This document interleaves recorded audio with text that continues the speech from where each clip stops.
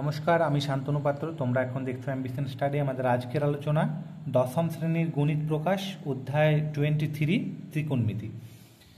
5-এর দাগে 3-এর প্রশ্ন। এখানে আমাদের মান আছে 3 tan স্কোয়ার 45 ডিগ্রি। তাহলে 3 যেমন আছে এখানে থাকবে, tan 45 ডিগ্রির মান হচ্ছে 1। আর যেহেতু স্কোয়ার আছে সেই জন্য এটাকে আমরা মান বসিয়ে পর স্কোয়ারটা দেব।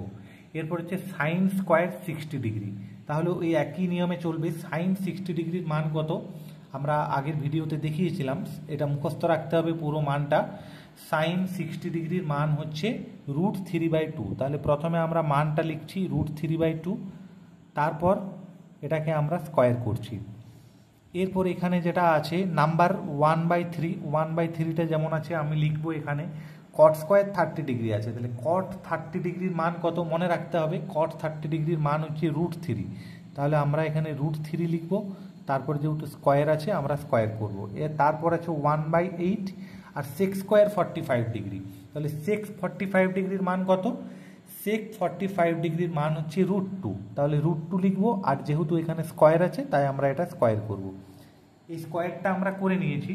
এরপর মানটা বসানোর পর আমাদেরকে পরের স্টেপে যেতে হবে। পরের স্টেপ হচ্ছে 3 যেমন আছে থাক, 1 স্কোয়ার মানে হচ্ছে 1, √3 এটাকে পার্ট বাই পার্ট করবো। এটাকে লব মনে করো, এটাকে হর মনে করো। √3 স্কোয়ার মানে হচ্ছে 3, আর 2 স্কোয়ার মানে হচ্ছে 4। তাহলে আলাদাভাবে করতে হবে। 1/3 যেমন আছে থাক, এটা কি আছে √3 স্কোয়ার। তাহলে √3 স্কোয়ার মানে দুটো √3, √3 ইন্টু √3 মানে হচ্ছে 3।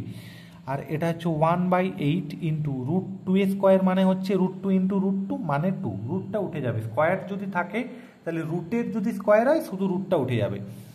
এরপর এখানে 3 1 3 হবে, 3/4 যেমন আছে থাক। এই 3 আর এই 3 কাটুক, -1 হোক, আর এটার সাথে এটা কাটবে, 2 4 8। তাহলে এটা কত হচ্ছে 1/4। এটাকে সহজভাবে করা যায়, এটাকে এটার সাথে এটার ক্যালকুলেশন করা যায়, অথবা পুরো ক্যালকুলেশনটাও একবারে করা যেতে পারে। পুরো ক্যালকুলেশনটা যদি করা হয় তাহলে এটার এলসিএম হচ্ছে মানে লসাগু হচ্ছে 4। তাহলে 4 যেহেতু এখানে হচ্ছে 4 3 12 হবে, 4 1 4 মানে এটা 3 হবে, 4 1 4 হবে, আর এটা 1 হবে।